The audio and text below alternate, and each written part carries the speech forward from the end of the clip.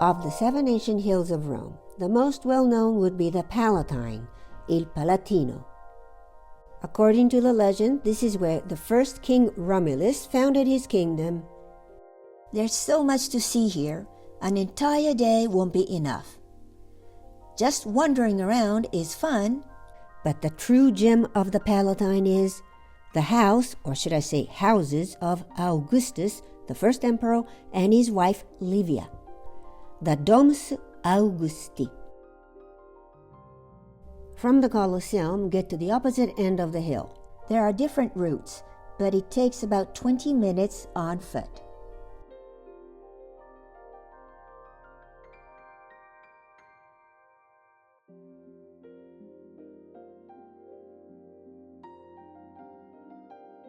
Domus Augusti was immense, and only a small section has been excavated so far, the private rooms of Augustus and the Empress Livia. Find this point, take the passage,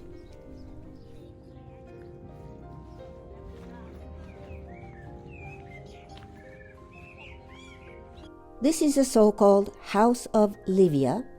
We'll come back here later.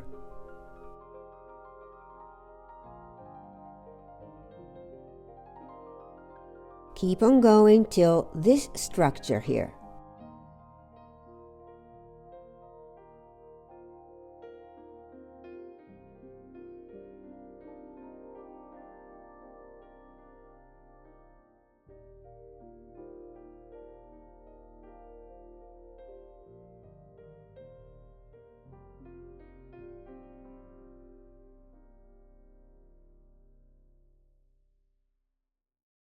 See the brown building on your left? We have reached the house of Augustus.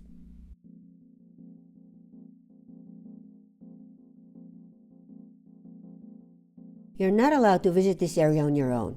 Check the timetable, especially if you're interested in seeing the video projection. You also need to have the right kind of tickets. You'll find all the information on the official website of the Colosseum. Okay, here we go. How exciting! Around year 40 BC, Augustus, back then Octavian, purchased a house which belonged to a consul, Hortensius.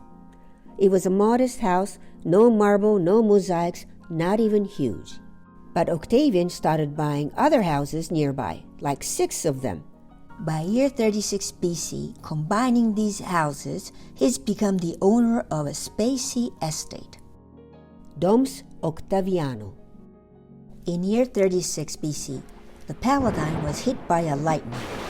For Octavian, this was a sign from god Apollo. He decided to construct a much larger structure with a temple dedicated to Apollo. So it wasn't a palace, but a sanctuary. With this excuse, he could use public money to build it.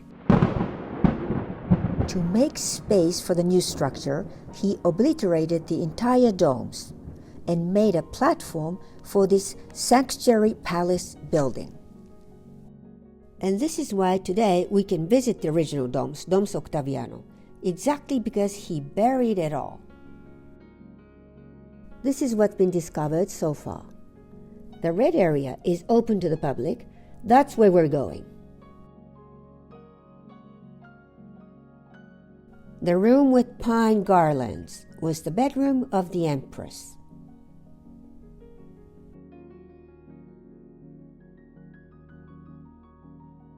This instead, the room of the masks, was the bedroom of Augustus.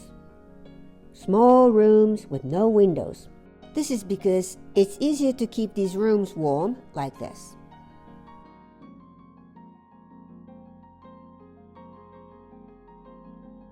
The triclinium, dining room area.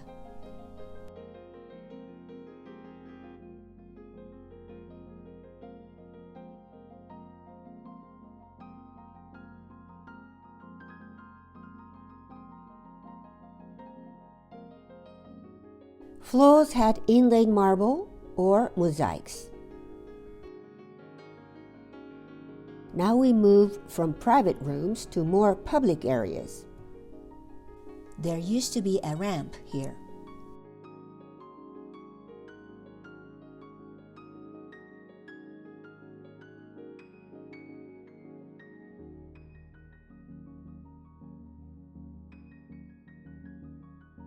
The 4 pillars indicating a roofed area in the center of the room.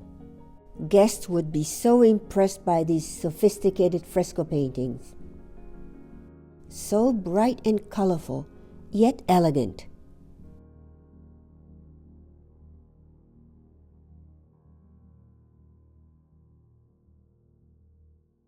Let's walk back.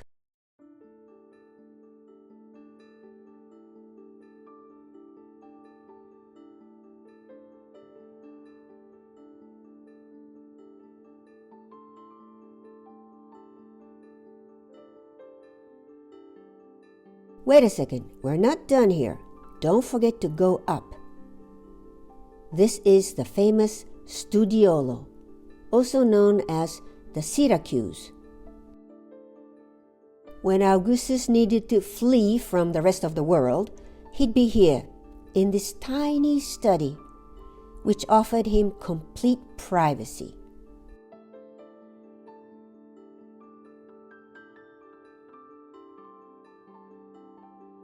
Check the barrel vault. Beautiful.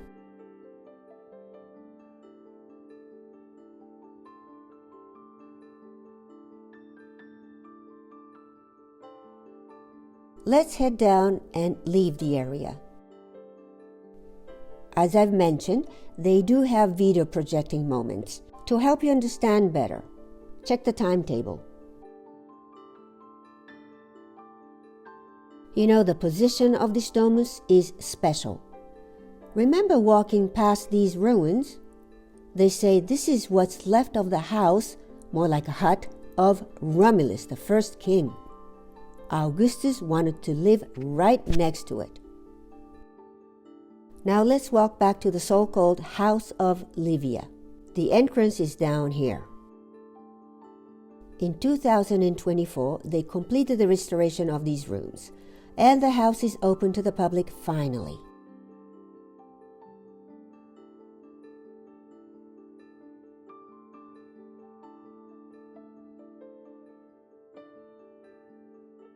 A huge courtyard with 3 rooms, tabulinum. Consider them as entrance halls.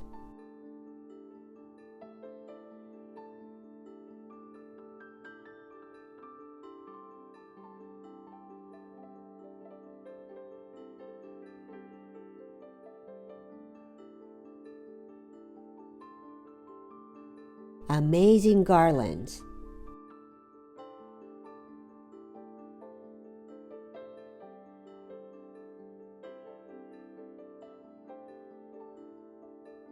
They named it the House of Livia because of this. The lead pipe with Julia written on was found here. Livia was the empress of Iuli family, so she was often called Julia. But most probably these rooms were added to the huge new structure after year 36 BC by restoring already existing houses.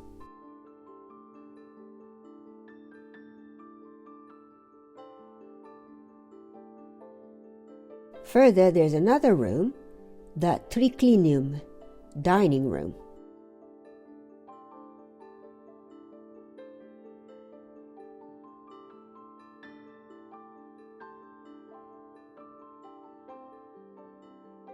We know that after the death of Augustus, Livia spent most of her time in these environments.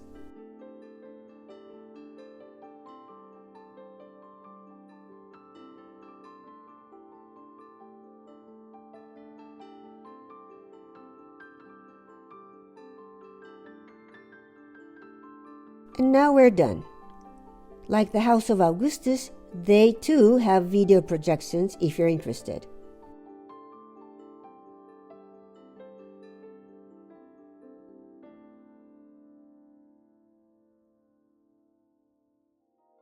After centuries, Domus Augusti has become a huge ruin. This is the view from Circus Maximus. What Augustus have constructed was massive, not just a palace for the emperor. They say it covered 1,200 square meters. Make it double because the structure had multiple levels.